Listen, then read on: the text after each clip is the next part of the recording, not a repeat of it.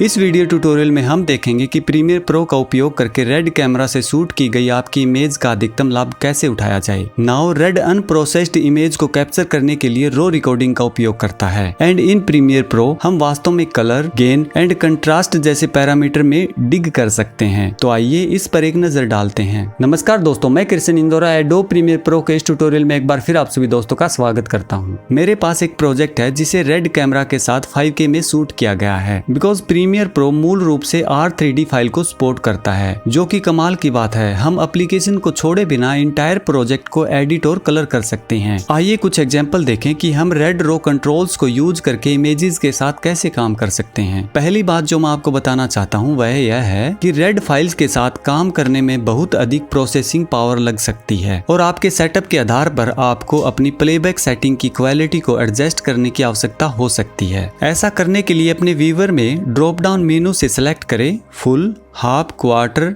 8 और 16। इसके बाद आप प्रोजेक्ट विंडो में क्लिप से राइट की ओर स्क्रॉल करके मेटा डाटा तक पहुंच सकते हैं। आप रो को एक्सेस करना चाहते हैं तो टाइमलाइन में रखी क्लिप को सिलेक्ट करें, फिर effect control tab, then master clip tab को सिलेक्ट करें, जो आपको सभी रेड रो कैमरा की सेटिंग को एक्सेस करने के लिए कंट्रोल देगा। इट इज इम्पोर्टेंट कि रो कंट्रोल्स का उपयोग करके आप यहाँ इमेजेस में जो भी चेंजेस करते हैं वे नॉन डिस्ट्रक्टिव होते हैं और उन्हें रेड मेटा डाटा फाइल्स या RMD के रूप में ओरिजिनल R3D के सेम फोल्डर में सेव किया जाता है। आइए रो कंट्रोल पैनल के टॉप पर शुरू होने वाले रो कंट्रोल्स पर एक नजर डालें। As shot button original camera setting पर अप्लाई होता है, जिन्हें हम ऑन सेट पर चूज करते हैं, जबकि डिफॉल्ट बटन एक neutral red camera setting apply करता है। इसके बाद अगर किसी अनदर एप्लीकेशन लाइक से रेडसाइन X और फाइनल कट प्रो X में एक इमेज को करेक्ट या ग्रेड किया था, तो आप रीलोड फ्रॉम RMD बटन का उपयोग करके कलर करेक्शन या कलर ग्रेडिंग को नॉन डिस्ट्रक्टिव रूप से अप्लाई कर सकते हैं। और यदि आप रो कंट्रोल्स का उपयोग करके एक लुक क्रिएट करते हैं और इसे सेव करना चाहते हैं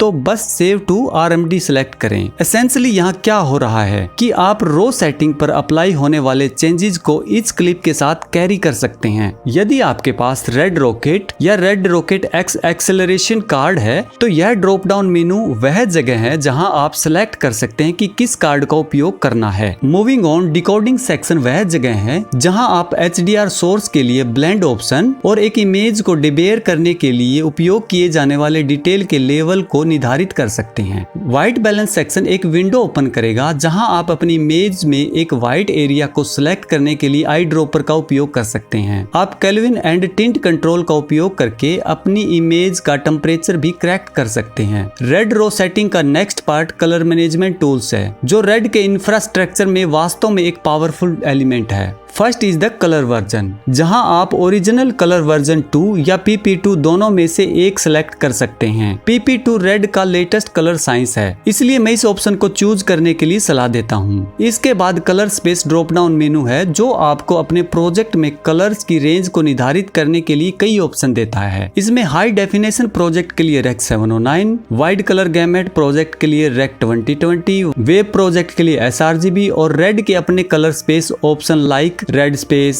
red wide gamete RGB, red dragon और रेड कलर। नेक्स्ट गैमा करो ड्रॉप डाउन मेनू, जिसमें रेड के लोग और कंट्रास्ट करो का उपयोग करके इमेज की ब्राइटनेस और कंट्रास्ट को इफेक्ट करने वाले ऑप्शन है। यदि आप टेलीविजन और वेब आउटपुट के लिए जल्दी से एक प्रोजेक्ट बनाना चाहते हैं तो RED gamma 4, RED space, rec 709 और sRGB एक ग्रेट स्टार्टिंग पॉइंट हो सकता है। यदि आप किसी ऐसे प्रोजेक्ट के लिए काम कर रहे हैं जिसके लिए वाइडर गैमेट के लिए मैनुअल ग्रेडिंग की आवश्यकता है या थिएटर में रिलीज करने के लिए फिल्म आउट करनी है, तो हो सकता है कि आप red log and red log film जैसे अदर ऑप्शन को चुनना चाहें। कलर स्पेस और गैमा सेटिंग से संबंधित एक और नोट जो मेंशन करना चाहता हूं वह यह है कि जब तक आपको पुराने फुटेज से मैच करने की आवश्यकता नहीं होती है तो हमेशा सबसे up to date colour science का उपयोग करना एक अच्छा विचार है। जैसे रेड कलर 3 की बजाय रेड लॉग 4 और रेड गैमा 3 की बजाय रेड गैमा 4। यदि ये सभी different option and colour option आपको कंफ्यूज करने वाले लगते हैं तो इस पर अधिक विचार न करें। मैं केवल आपको वही करने की सलाह देता हूं जो आपको बेस्ट स्टार्टिंग पॉइंट और लुक देता है। जब आप कैलिब्रेटेड मॉनिटर के साथ काम कर रहे हैं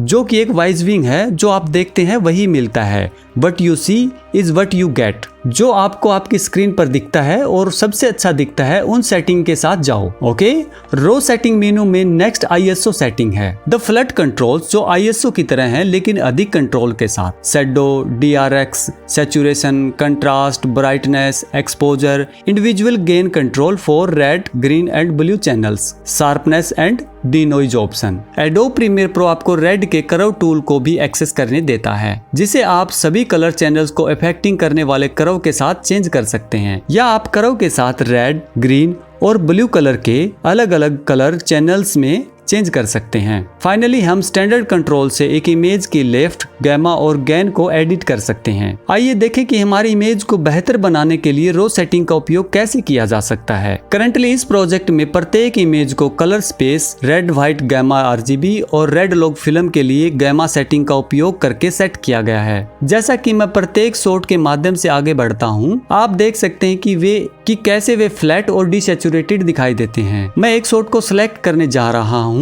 और कलर स्पेस को रेड कलर 4 में और गैमा सेटिंग को रेड गैमा 4 में बदलूंगा। इंस्टेंटली यू कैन सी कि कैसे नाइस कंट्रास्ट और सैचुरेशन के साथ इमेज मोर प्लीजिंग लुक में दिखती है। यह मेथड वास्तव में तब तक सहायक होती है जब आप चाहते हैं कि every shot same colour space and gamma setting का उपयोग करे। इस अगले शॉट में आप देख सकते हैं कि कैसे इमेज कूल साइड की तरफ थोड़ी दिखाई देती है, एंड आल्सो कि कैसे इंटीरियर फ्लोरोसेंट लाइट इमेज में ग्रीन कलर कास्ट को ऐड कर रही है। आइए कलर टेम्परेचर को बैलेंस करने के लिए केल्विन सेटिंग को एडजस्ट करके स्टार्ट करते हैं। मैं रेड और ब्लू चैनल को बैलेंस करने के लिए वेवफॉर्म प्रेड स्कोप पर एक रेफरेंस के रूप में राइट की ओर व्हाइट दीवार का उपयोग कर रहा हूँ। Okay, that's looking better. इसके बाद ग्रीन कलर कास्ट को पुल बैक करने के लिए टिंट सेटिंग को एडजस्ट करें, एंड देयर यू गो। आइए बिफोर एंड आफ्टर देखें। रेड रो सेटिंग का उपयोग करने के बारे में ग्रेट बात यह है कि एक क्लिप के 1 इंस्टेंट में चेंज करने से दूसरे इंस्टेंट में वही परिवर्तन होंगे यदि उस क्लिप का उपयोग टाइमलाइन में कहीं और किया जा रहा है। इस नेक्स्ट शॉट में हम देखेंगे कि कैमरा ब्लू कलर कास्ट के साथ अंडर एक्सपोज है। आइए ISO को 1280 में बदलकर एक्सपोजर को इंक्रीज करें और फ्लड कंट्रोल को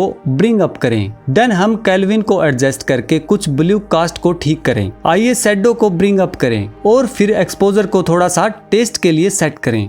यह बहुत अच्छा लग रहा है। Let's see the before and after.